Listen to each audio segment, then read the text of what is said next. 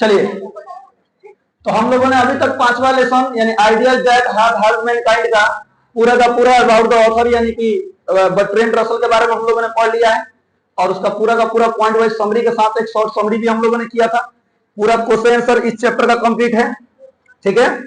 तो आज हम लोग पढ़ने वाले हैं इस चैप्टर का पूरा एक्सप्लेनेशन, यानी जो भी इंपॉर्टेंट एक्सप्लेनेशन है जो आपके एग्जाम में पूछा जा सकता है, और साथ ही साथ ढेर सारे ऑब्जेक्टिव क्वेश्चंस जिसमें आपके प्रीवियस ईयर भी होंगे, यानी जो पिछले एग्जाम में पूछे जा चुके हैं, और साथ ही साथ कुछ और भी महत्वपूर्ण ऑब्जेक्टिव क्वेश्चन जो आपके एग्जाम को होंगे, ठीक है, ध्यान दीजिएगा। एक्सप्लेनेशन कैसे करना है आप लोग अच्छी तरह से जानते हैं, शुरुआत कैसे करना है आपको सिखा दिया गया है। चलिए शुरू करते हैं। क्वेश्चन समझिए, लिखा गया है sir, even more important than the domestication of animals was the invention of agriculture. अर्थात कहने का मतलब है कि पशुओं को पालतू बनाने से भी ज्यादा महत्वपूर्ण कृषि का आविष्कार था। ये बात बर्ट्रैंड रसल ने अपने मतलब जो चैप्टर है उनमें मेंशन किया गया है, वही लाइन उठाकर काट कर दे दिया गया है और बोला गया कि इस चीज को एक्सप्लेन कीजिए। अच्छा, पशुओं को पालतू बनाने से ज्यादा क्या इंपॉर्टेंट था? कृषि कार्य था कि नहीं था सर? अच्छा बताइए, हम जो पशु पालते हैं, पशुओं का भोजन कहां से प्राप्त होता है? कभी सोचे हैं कहां से प्राप्त होता है? कृषि से प्राप्त होता है। हम लोग जैसे मान लीजिए कि हम लोग मकई बोते हैं, तो मकई का तो मकईया में तो हम लोग खा जाते हैं, और जितना में जो डंठलिया डठवा होता है कौन खाते हैं? जो कृषि गाय भैंस होती है वही ना खाती हैं। दमाता है सब भूसा वूसा, गेहूं दमाता है, तब भूसा कौन खाता है? कृषि खाता है। और कृषि नहीं खाता है सर, वही मतलब जो पशु हम लोग पालते हैं वो खाते हैं, यानी गाय भैंस खाती है, ठीक है। धान उन पिटाता है, पेठारी होता है, पेठारी को आगे तापते हैं, बात अलग है, सांसद तो घर कटा जाता, ले दिए ना कटाता है जी, वो भी कौन खाते हैं? पशु खाते हैं। तो सबसे पहला यानी एग्रीकल्चर का जो आविष्कार था वो ज्यादा इंपॉर्टेंट था। किस चीज का आविष्कार से? पशुओं के पालतू बनाने से। इस चीज से ज्यादा महत्वपूर्ण क्या था? तो कृषि का आविष्कार था। ओके, याद रखिएगा। चलिए थोड़ा एक्सप्लेन करते हैं, सब ध्यान दीजिएगा एक एक लाइन। ओके, लिखा गया है sir, this line has been taken from the essay ideas that have helped mankind written by. अब देखिएगा सब ध्यान से, एक्सप्लेनेशन थोड़ा देना लगेगा। अगर ये चीज आप नहीं भी लिखते हैं ना तो काम चलेगा। मेरे कहने वाला सुन रहा है ना, लेकिन थोड़ा सा चूंकि हमें शब्द देना पड़ता है एक्सप्लेनेशन में, कम से कम 70, 80, 90 शब्द में लिखना होता है। सब 4 नंबर का प्रश्न है, याद रखिएगा, ठीक है। इसमें बढ़ाया गया क्या? तो British philosopher and mathematician Bertrand Russell. अगर आप इस लाइन को इसमें से गायब भी कर देंगे ना तो ज्यादा कोई प्रभाव पड़ने वाला नहीं है सर, आपका एक्सप्लेनेशन सही होगा। हमें मतलब इस चीज से है, एक्चुअली ये भी मतलब है सर, ये भी जरूरी है, लेकिन मैंने कहा कि अगर आप इस चीज को गायब, कितना लोग स्पेलिंग नहीं याद रहता है, कोई बात नहीं है, नहीं लिखेंगे। मैथमेटिशियन नहीं याद रहता है, कोई बात नहीं लिखेंगे सर, लेकिन लिख देंगे तो आंसर ज्यादा क्या हो जाएगा सर? परफेक्ट हो जाएगा, ज्यादा एप्रोप्रिएट हो जाएगा। समझ में आया? तो ये चीज आप नहीं भी लिखेंगे तो काम चलेगा, ठीक है। चलिए आगे समझते हैं सर, यानी कहने का मतलब आप इतना भी लिखेंगे, this line has been taken from the essay ideas that have helped mankind written by Bertrand Russell. याद रहेगा सर, लेकिन ये चीज मेंशन कर देंगे तो और ज्यादा बेहतरीन हो जाएगा। ओके, चलिए आइए थोड़ा सा हम इसको एक्सप्लेन करते हैं, ध्यान दीजिएगा एक एक लाइन पे। लिखा गया है, the author talks of those things which help mankind। यानी ऑथर जो है उन चीजों के बारे में बात करते हैं जिन चीजों ने हमारे विचारधारा को बदला, मानव जाति की मदद की, ठीक है सर, याद रखिएगा। यानी पहला लाइन ये लिख दिया गया है। आगे लिखा गया है, here he said, यानी यहाँ इस लाइन के माध्यम से ये कहते हैं, क्या कहते हैं sir? that the invention of agriculture was more important than the domestication of animals। यानी कि एग्रीकल्चर का खोज यानी एग्रीकल्चर का काम पशुओं को पालतू बनाने से ज्यादा इंपॉर्टेंट था। बिकॉज, क्योंकि, ध्यान दीजिएगा sir, because it ensured a steady and reliable source of food. अच्छा बताइए सर, क्या हमें पशुओं से हमारा भोजन प्राप्त हो पाता था? पूरी तरह से नहीं। पशुओं को पालतू बना के क्या हम हमेशा के लिए पेट पाल सकते नहीं, लेकिन कृषि ने आकर के हमारा भोजन की व्यवस्था कर दी। सभी लोग सर किसके लिए जी रहे हैं आज के समय में? खाना।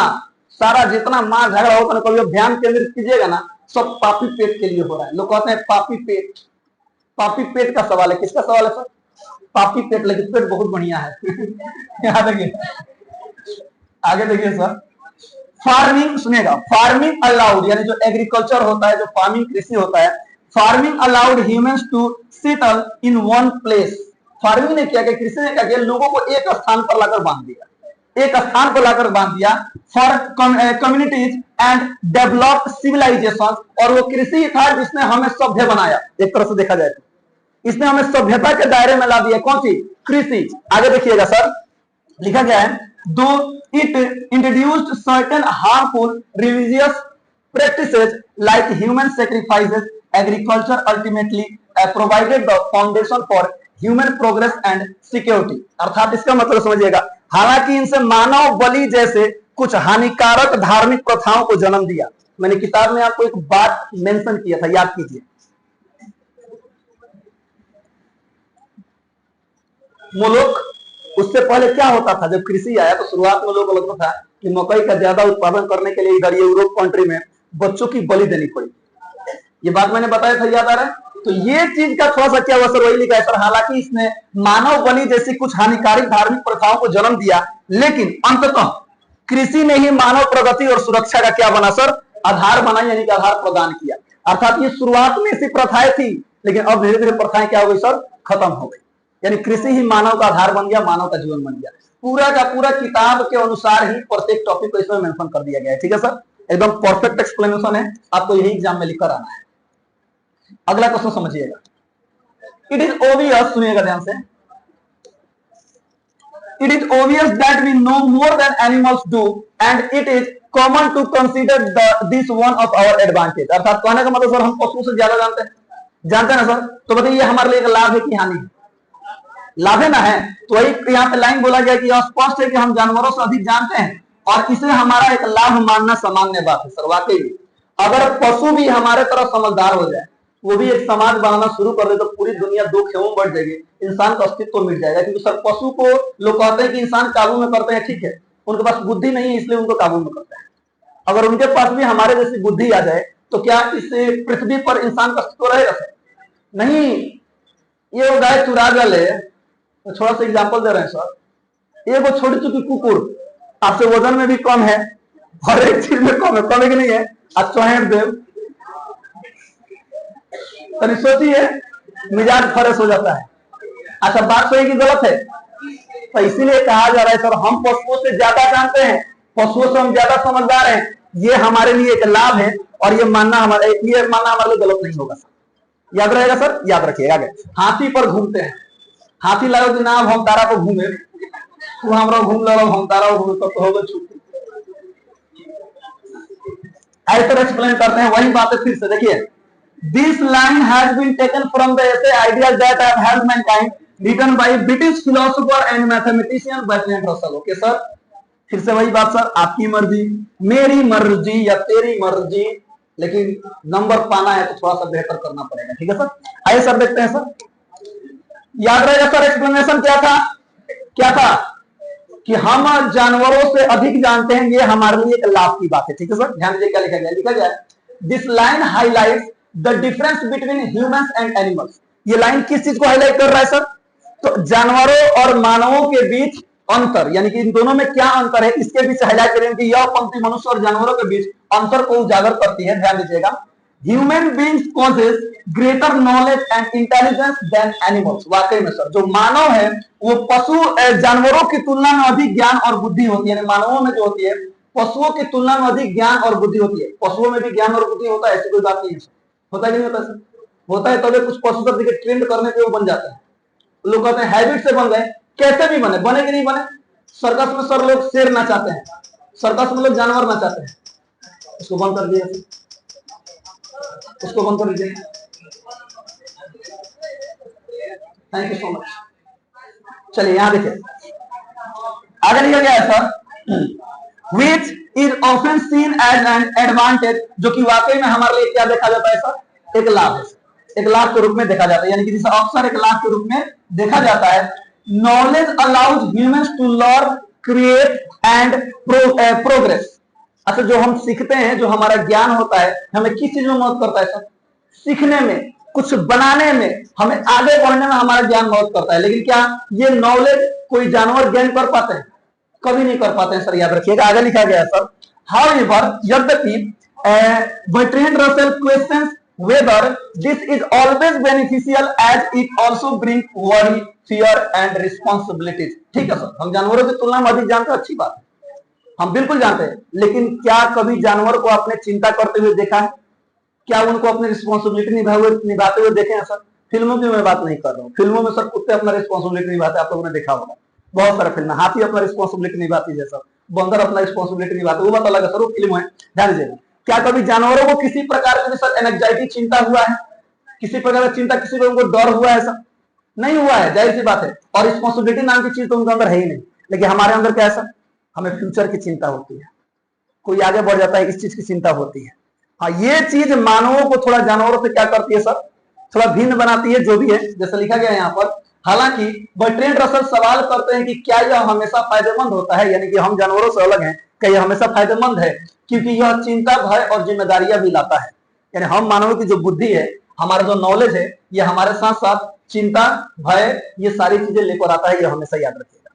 सबसे लास्ट एक्सप्लेनेशन है 3 नंबर, ध्यान दीजिएगा। Within the heard, heard का मतलब क्या होता है सर, वही झुंड, ध्यान दीजिएगा।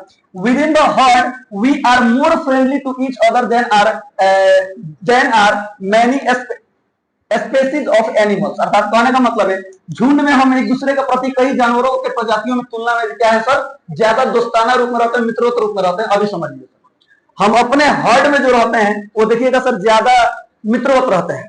जैसे हम लोग एक साथ हैं, मैं आपको बता रहा हूं, आप लोग पढ़ रहे हैं, लेकिन क्या कभी आप लोगों ने जानवरों में देखा है? मैं फिर से बोला, फिल्म की बात नहीं कर रहा कि सभी जानवर एक साथ सवाल अगर बैठ गए, एक जानवर सामने आ गया है, कहानी में नहीं बनी, वो वाला फिल्म है वो द लायन किंग, है ना, उसमें शेर आता है, सभी जानवर ध्यान से उसकी बातों को सुनते हैं। मैंने जो भी है, क्या ऐसा जानवरों में कभी आपने सुना है कि गांव के सब गाय एक जगह बोल रहा है पंचायती कर परिश्रम, अतः हमारे मालिक हमारा का ढेर में मानो कि आओ तेरे काम दूध ढेर दूध लेता रहे, आए हमारा बच्चियों को उतना ढेर दूध नशा किए दे। आज बताइए, ऐसा जानवर नहीं ना करते हैं? ध्यान सुनिएगा, वही क्वेश्चन है सब। तो वही this line has been taken from the essay ideas that have had mankind written by, आप लिख सकते हैं which has been written by, ठीक है सर, कौन सी? British philosopher and mathematician Bertrand Russell. Okay sir, याद रखिएगा। आइए सर देखते हैं सर यहाँ पे एक्सप्लेन कैसे किया गया है, क्या लिखा गया है, ध्यान दीजिएगा। लिखा गया है दिस लाइन मीन्स, यानी इस लाइन का मतलब है that human beings with in their own community और society show more friendliness and cooperation than many animals. अर्थात सुनिएगा, कई जानवरों की तुलना में, यानी कई जानवरों की तुलना में हम जो इंसान है, एक हर्ड में, एक झुंड में, अपनी कम्युनिटी में, सुनिएगा किधर गया सर, अपनी कम्युनिटी में, यानी कि एक साथ अपने समाज में ज्यादा दोस्ताना दिखाते हैं, ज्यादा कोऑपरेट की भावना करते हैं सर, एक दूसरे की सहायता करने की भावना रखते हैं। हमारे अंदर ये होता है, for example human cares for the elderly by providing pension. किताब में मेंशन किया गया है सर किस चीज का? पेंशन का। ये लाइन इसमें ऐड कर दिया गया है। इसका एक एग्जाम्पल यहाँ पे दिया जा रहा है कि मानव क्या करते हैं सर, अपने से जो बूढ़े होते हैं उनको क्या करते हैं? पेंशन देते हैं। एक किताब में एक और बात मेंशन अभी सुनिए सर, जो रॉबिन होता है ना, रॉबिन पक्षी, एक रॉबिन पक्षी होते हैं, उनके बारे में बता रहा हूँ, याद रखिएगा। उनके जो जितने भी बूढ़े हो जाते हैं उनकी पक्षियां, उनको चोट से मार मार मार मार कर क्या कर देते हैं? मुआ देते हैं। लेकिन क्या हमारे साथ ऐसा है कि हमारे घर पे कोई है, कोई बूढ़ा हो गया है, उसको घर से भगा दे या घर से निकाल दे या उसके साथ कुछ ऐसा कर दे? ऐसा नहीं ना होता है। एक मिनट हम करो, चलिए, हमारे साथ ऐसा नहीं ना होता है सर। हमारे जो पूर्वज होते हैं उनका हम केयर करते हैं, उनका हम ध्यान रखते हैं, किसी चीज की कमी नहीं होने देते हैं। लेकिन याद रखिए, प्रजाति है रॉबिन पक्षी, वो अपने पूर्वज जो पूर्वज बोल रहे हैं सर, जो उनके जो साथी मित्र जो बूढ़े हो जाते हैं, वो नहीं पाते या कोई काम नहीं कर पाते, तो उनको चोट से ना खोद खोद कर मुआ दे पक्षी, याद रखिएगा, ठीक है। ये किताब में बात मेंशन है, जी हाँ सर, ओके, ऑब्जेक्टिव में भी आएगा, देखिएगा। चलिए, तो हम लोग क्या करते हैं सर, उनके केयर करने के लिए अपने से बड़ों का पेंशन देते हैं। पेंशन यानी कुछ सहायता करते हैं। पेंशन बुझाता नहीं, 1100 भइल बा अपना बिहार में, मार लोग लाइन लगे लोग पेंशन, ऐसा पेंशन हम लोग खुलवा दो ना, पहले 400 मिलता था, आगे देखिएगा। हाउएवर सुनिएगा, हालांकि व्हेन डीलिंग विद आउटसाइडर्स, लेकिन जब हम कहीं अपने, देखिए हम इंसान की ही बात किया जा रहा है, जब किसी आउटसाइडर यानी किसी दूसरे हर्ड में, किसी दूसरे कम्युनिटी, किसी दूसरे झुंड में जाते हैं, तो क्या होता है sir, human often display cruelty and hostility. Hostility का मतलब पता है ना क्या होता है सर? शत्रुता होता है, याद रखिएगा, मैंने बताया था। वही हम किसी दूसरे समुदाय में जाते हैं ना, तो वहां पर हम थोड़ा सा क्रूर हो जाते हैं, थोड़ा हमारे अंदर हेट की भावना आ जाती है। वही बात बता रहे हैं सर, समटाइम्स वर्स। बैड का डिग्री आपको पता है सर, बैड का डिग्री क्या होता है? दैट रोज रोस्ट होता है ना, वर्स वही होता है, वही लिखा है sir. Sometimes worse than animals because intelligence increases the scope of such behaviour. अर्थात कहने का मतलब है कि बुद्धिमत्ता ऐसे व्यवहार के दायरे में बढ़ा देती है जो कभी कभी जानवरों से भी बदतर होती है। यानी कि हमारी ज्ञान है, हमारे ज्ञान को कभी कभी इस हद तक गिरा देती है जो कि जानवर कभी नहीं करते हैं, लेकिन हम इंसान कर देते हैं। कहने का तात्पर्य यही है। हम हमारे साथ सर मित्र हैं, इधर देखिए, एक झुंड में है तो ठीक है, ये हमारा भाई है, बहन है, लेकिन किसी दूसरे झुंड में जाएंगे तो हमारा दुश्मन हो जाएगा, हम उसके लिए हानिकारक साबित हो जाएंगे। तो यहाँ पे बात कर रहे सर, ये चीज हमें जानवरों से थोड़ा ज्यादा क्रूर बना देती है। कौन? बुद्धि, ज्ञान, जो कि इंसान के पास है, सोचने और समझने की क्षमता और ताकत। चलिए, खत्म हो गया। नेपाल के लोग क्षमता को क्या कहते हैं पता है? क्षमता। क्या कहते हैं? क्षमता। चलिए, तो ऑब्जेक्टिव क्वेश्चंस को एक एक क्वेश्चन पे ध्यान दीजिएगा। जिसका ऑप्शन आपको पता हो आप धाए धाए बताइएगा, हम ठाए ठाए टिक करेंगे, और नहीं पता होगा तो हम पहले ही हम बताइए करेंगे। चलिए, ओके सर, शुरू किया जाए ऑब्जेक्टिव टाइप क्वेश्चन। चलिए शुरू करते हैं। Ideal that have helped mankind has been written by ABCD। चार गो बात, चारों बोल दो, कौन तो लगिए। अगला बताइए, when was Bertrand Russell born? बताइए कौन सा होगा? 1872। And when was died? 1970। 1970 में मर गए थे। ये क्वेश्चन आपको लास्ट में मिलेगा, ठीक है सर। आपको नोबेल प्राइज कब मिला था? 1950, 1950। बहुत तेज है मेरे बच्चे, हमारे क्वेश्चन पूछने से पहले आप लोग का उत्तर हाजिर होता है। चलिए, अगला क्वेश्चन का जवाब दीजिए।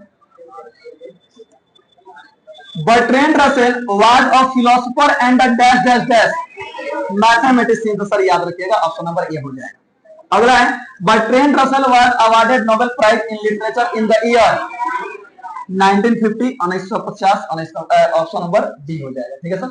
आगे देखिए, बर्ट्रैंड रसेल वाज एन ध्यान दीजिए sir, American philosopher, Indian philosopher या फिर ब्रिटिश फिलोसोफर? ब्रिटिश फिलोसोफर याद रखिएगा, आसान है। अगला क्वेश्चन बताइए। हाँ, यही वाला आया था सर। होमोस, अच्छा ये छूट गया क्या? अच्छा कोई बात नहीं सर, आ जाएगा।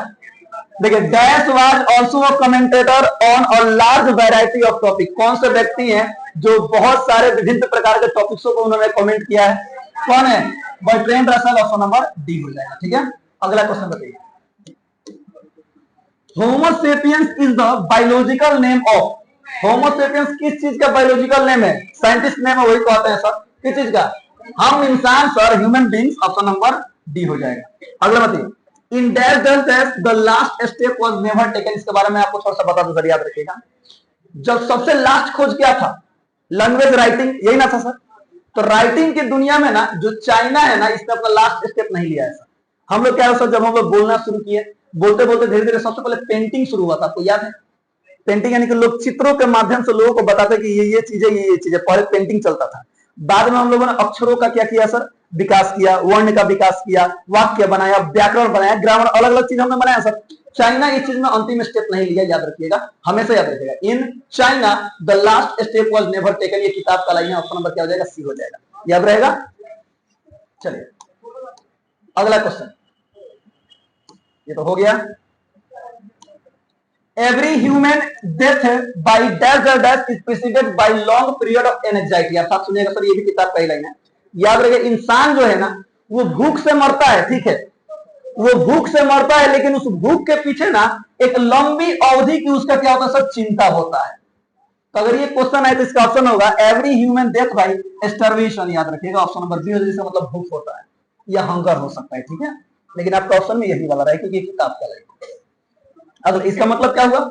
देखिए, भूख से इंसान मरते हैं, ठीक है, कोई बात नहीं है सर, लेकिन उस भूख से मरने के पीछे कई वर्षों की उनकी चिंता होती है। जब कोई इंसान गरीब होता है, कितना गरीबी में इंसान मरते हैं, लेकिन चिंता से वो पहले मर जाते हैं। कहने का मतलब ये है, चिंता यानी टेंशन से।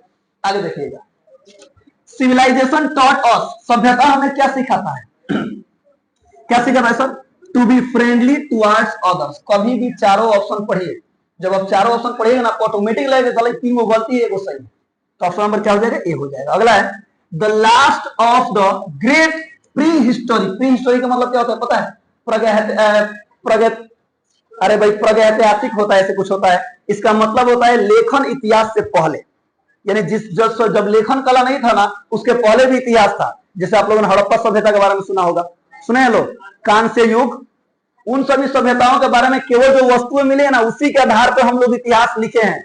ये ना कि कोई लिख कर चला गया है, नहीं, यह हमेशा याद रखेगा। उसको प्रागैतिहासिक काल कहा जाता है, यानी जिस समय लेखन कला नहीं था, केवल पुराने चीज मिले हैं ना, उन सभी चीजों को देखकर हम सीखे हैं।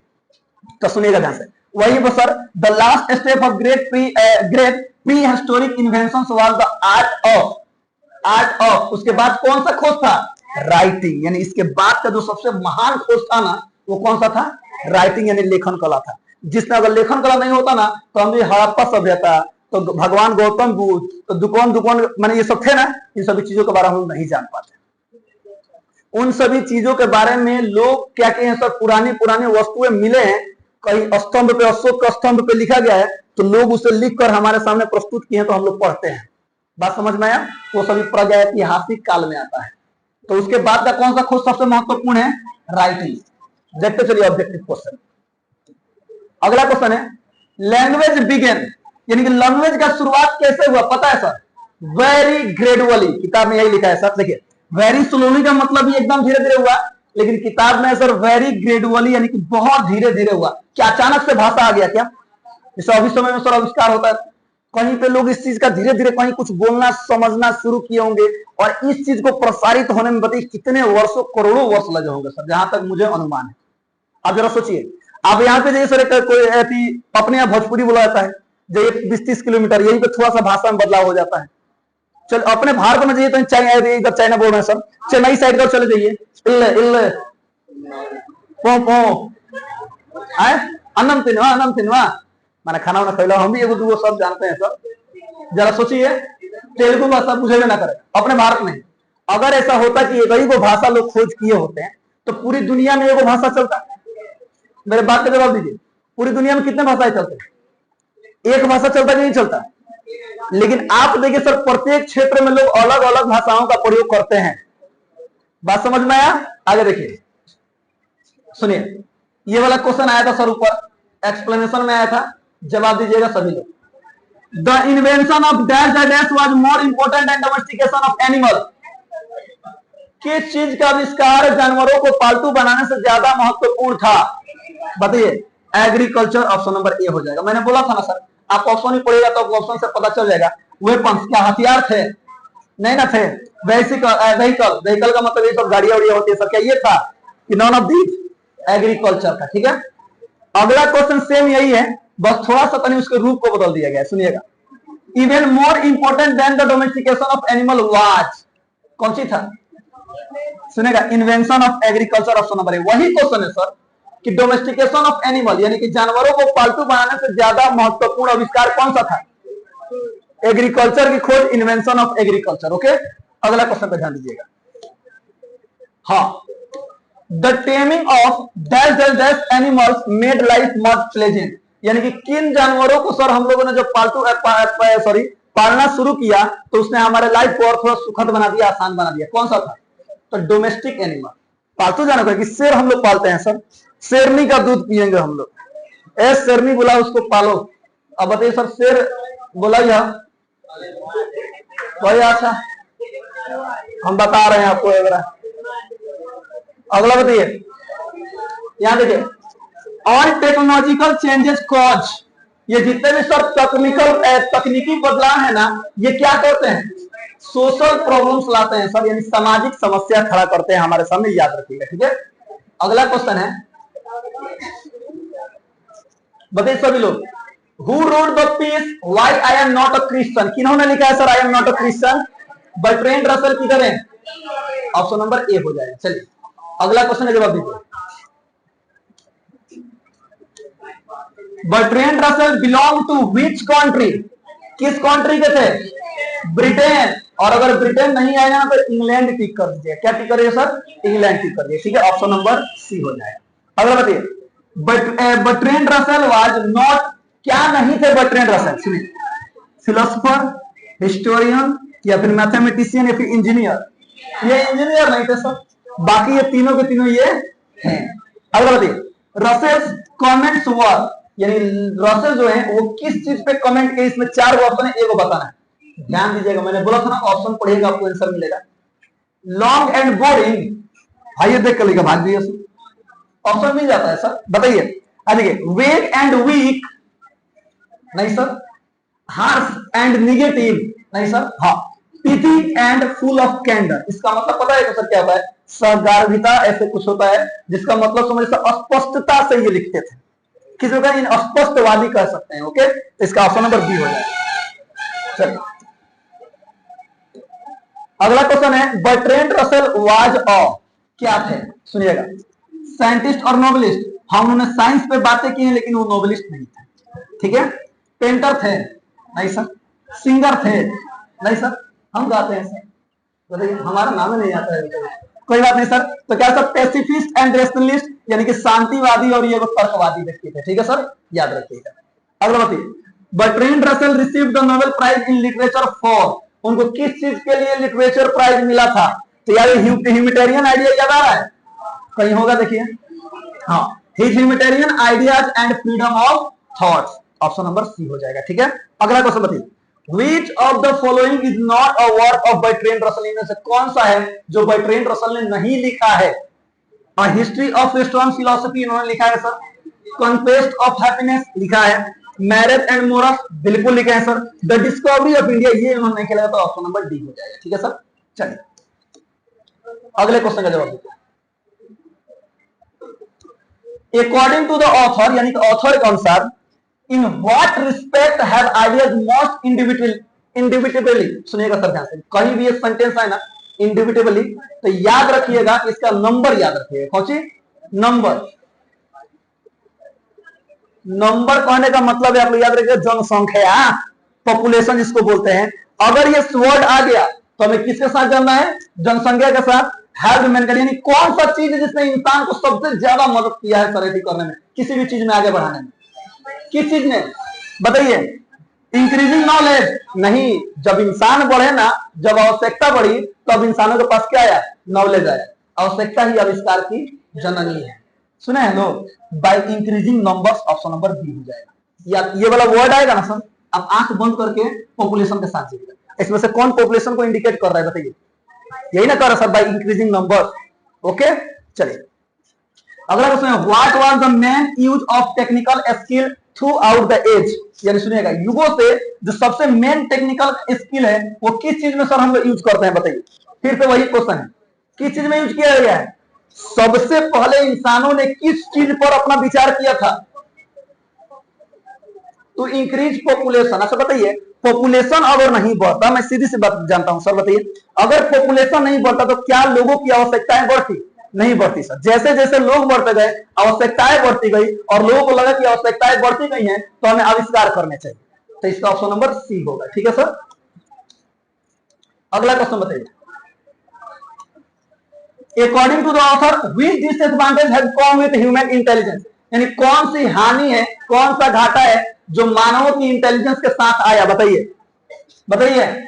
Anxiety and fear of future, चिंता और भविष्य का डर, ये हमारे अंदर हमारे ज्ञान के साथ साथ डेवलप होते गया। अगला बताइए sir, Which of the following pleasures do animals not enjoy, यानी इनमें से कौन सा है जो जानवर इंजॉय नहीं कर पाते हैं सर, बताइए। Music and poetry, football and alcohol, कि साइंस, कि all of these, all of these. का जानवर म्यूजिक और पोएट्री का मजा लेते हैं, कान में लगा लिए डांस कर रहे हैं, ऐसा ही ना करते हैं सर, कि हाई एल्कोहल का मजा लेते हैं, एल्कोहल का मजा, एल्कोहल का मजा खाली हम लोग लेते हैं, आप लोग अभी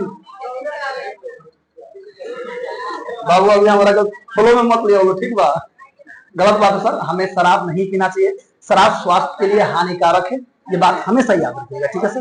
वो अलग बात है कि हमारे गांव द्वार का अगल बगल के लोग पीते हैं, स्वस्थ रहते हैं, उसके बारे में मैं बात नहीं कर रहा हूं, ठीक है सर। यहां देखिए अगला बताइए,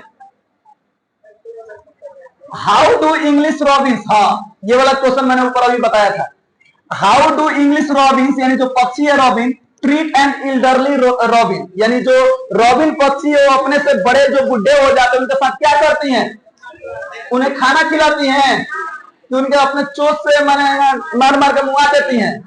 ऑप्शन नंबर बी हो जाएगा। याद रहेगा सर। देखिए क्वेश्चन आ गया ना।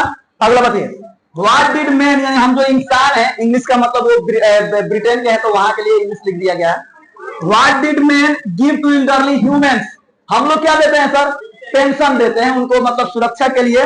तो old age pension, option number C हो जाएगा। आसान है सर। अगला बताइए, Which was the first great step before history, इतिहास के शुरू होने से जो शुरू हुआ था उसके पहले सबसे ग्रेट स्टेप कौन सा था बताइए? एग्रीकल्चर था कि फायर यूटिलाइजेशन था कि लैंग्वेज था कि राइटिंग था? यानी इतिहास जब शुरू हुआ ना तो याद रखो लैंग्वेज से ही शुरू हुआ। जब हम बोलना शुरू किए, भाषा आया, तब जाकर इतिहास लेखन शुरू हुआ, हमेशा याद रखिए। ओके, अगला क्वेश्चन का जवाब दीजिए। Which prehistoric invention made history possible, यानी कौन सा प्रागैतिहासिक चीज था, खोज था, जिसने इतिहास को पॉसिबल बनाया? क्या था? राइटिंग। जब हम लिखना शुरू किए तब ना हम इतिहास के बारे में जानना शुरू किए sir.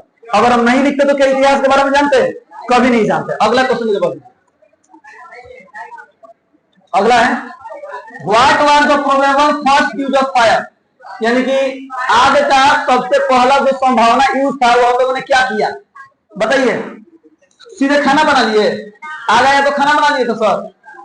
To keep away wild beats, कि जंगली जानवरों से दूर रहने के लिए हमने उसका प्रयोग किया था। तो जंगली जानवरों से दूर रहने के लिए हमने उसका प्रयोग किया था। ठीक है, चलिए अगला क्वेश्चन देखिए।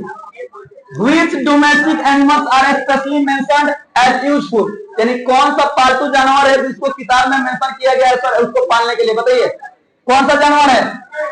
काऊ and sheep, option number B हो जाएगा। ठीक है सर, इसका option number B cow and sheep हो जाएगा। ठीक है, अगला क्वेश्चन है, यूटिलाइजेशन ऑफ कौन सी fire prove to milestone in human progress, option number B हो जाएगा। यानी आग का प्रयोग ने मानव जीवन के लिए एक मील पत्थर साबित हुआ। ठीक है सर, चलिए अगला क्वेश्चन है 35 नंबर, ध्यान दीजिएगा।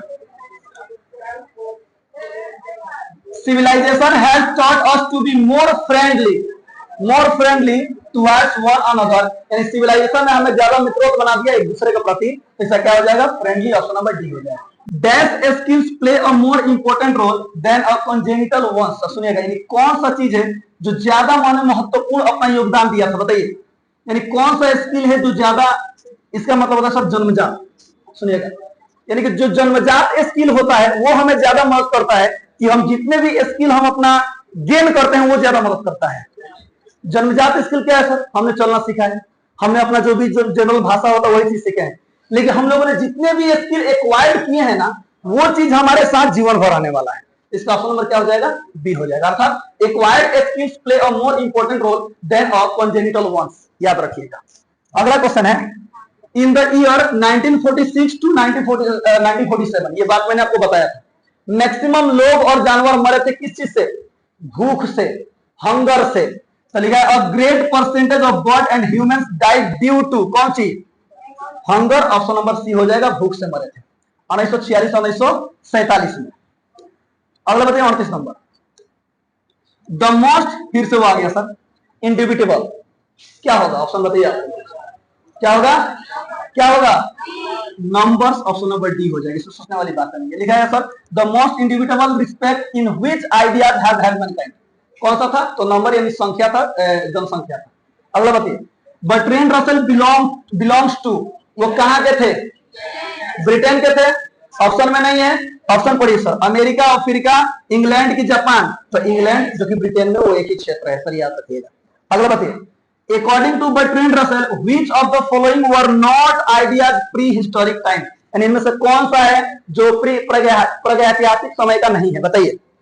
Invention of language, utilization of fire, invention of printing technology की टेमिंग ऑफ एनिमल्स, कौन सा है जो प्रागैतिहासिक काल में नहीं था? प्रिंटिंग प्रेस उसमें था सर, ये चीज नहीं था। लेकिन बताइए क्या लैंग्वेज का प्रयोग हम लोग वाकई में लेखन कला से पहले से कर रहे हैं? आग का प्रयोग तो कब का हुआ है आप देखिए रहे हैं, और साइंस जो हम लोगों ने पशुओं को पालतू बनाना शुरू किया वो भी बहुत पुराने समय से हो रहा है। ठीक है सर, इसका क्या हो जाएगा? ऑप्शन नंबर सी हो जाएगा। 41 नंबर देखिए,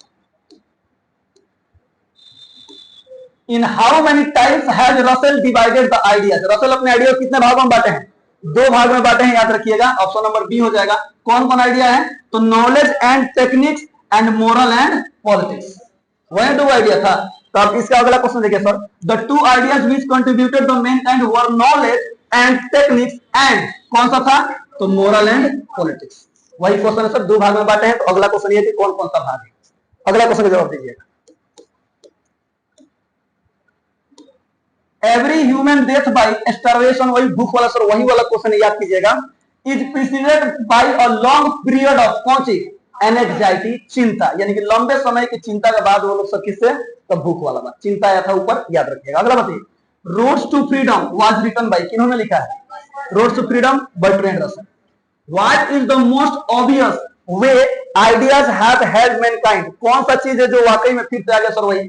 अगर ये क्वेश्चन पूछा ना कि कौन सा चीज है सबसे पहले जिसने मानव जाति को आगे बढ़ने में सबसे ज्यादा मदद किया है, तो नंबर है, याद रखिएगा, यानी population growth numbers, option number B हो जाएगा। क्वेश्चन पढ़िएगा, समझिएगा, आपको ऑप्शन ऐसा रहेगा ना, आपको बताइएगा कि इसका ऑप्शन कौन सा सही होगा। चलिए, और यहाँ पर 4 5 क्वेश्चन है, देखिए 4 है। Which of the following is not one of the bold categories of ideas that have had money? इनमें से कौन सा है जो कि वाकई में सर मानव मेन काइंड का कैटेगरी में नहीं आता, यानी कि मानव प्रजाति जिसमें मौत उसमें कैटेगरी में नहीं आता है? बताइए। Knowledge and techniques, moral and politics, sports and entertainment, is none of this. Option number C, sports and entertainment, क्योंकि ये चीज क्या है सर, वो हेल्प मैन काइंड में आता है, लेकिन ये चीज उसमें नहीं आता है। अगला बताइए, What was an important prehistoric invention for mankind? कौन सा प्रागैतिहासिक एक महत्वपूर्ण प्रागैतिहासिक खोज है जो कि मानव जाति की मदद किया है? बताइए। इलेक्ट्रिसिटी, लैंग्वेज, इंटरनेट की मोबाइल फोन। लैंग्वेज ऑप्शन से पता चल रहा है, ठीक है। सबसे last question, When was Bertrand Russell died? कब मरे थे? 1970 और 1970 में। पूरा का पूरा ऑब्जेक्टिव क्वेश्चन खत्म हो गया। पूरा का पूरा एक्सप्लेनेशन लिख लीजिए, क्वेश्चन सर आप लोगों ने लिख लिया है, अबाउट द ऑथर याद कर लीजिएगा। ओके, हंसते रहे, मुस्कुराते रहे, गाते रहे, घुमाते रहे और हमेशा खुश रहिए। मिलते हैं कल इसी क्लास में ही, तब तक के लिए जय हिंद।